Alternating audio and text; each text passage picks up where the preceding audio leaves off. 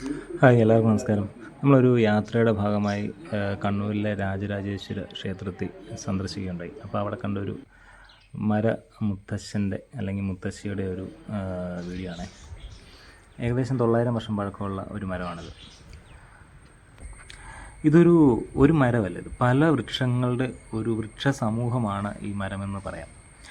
അത്തി, ഈട്ടി, പേരാൽ, അരയാൽ, ഏഴിലമ്പാല, ദന്തപാല, പൊൻചമ്പകം എന്നീ മരങ്ങൾ കൂട്ടുപിണഞ്ഞ് ഒരൊറ്റ മഹാവൃക്ഷമായി നിലകൊള്ളുന്നതാണ് ഇത്. ഇതിലെ ഏഴിലമ്പാലയാണ് ഏറ്റവും ഉയരത്തിൽ നിൽക്കുന്നത് എന്നാണ് പറയുന്നത്. ഇതിൻ്റെ തൊട്ടടുത്തായി തന്നെ വറ്റാത്ത ഒരു കിണറുമുണ്ട്. ഏകദേശം 900 വർഷം എന്ന് പറയുമ്പോൾ നമ്മുടെ എത്രയോ തലമുറകൾക്ക് മുന്നിലുള്ള വൃക്ഷമാകുന്നത്.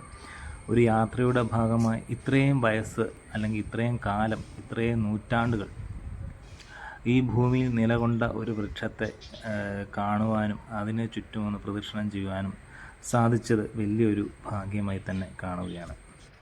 രാത്രിയിൽ ഈ വൃക്ഷത്തിൻ്റെ ചുവട്ടിൽ പ്രദക്ഷിണം അനുവദിക്കുന്നില്ല.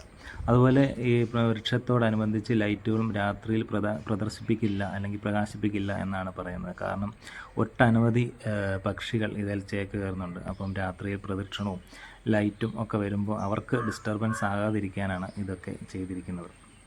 2011 വനം വകുപ്പിൻ്റെ സാമൂഹിക വനവൽക്കരണ വിഭാഗം മലബാറിലെ ഏറ്റവും പ്രായമുള്ള വൃക്ഷമെന്ന ബഹുമതി നൽകി ഈ വൃക്ഷത്തെ ആദരിച്ചിരുന്നു.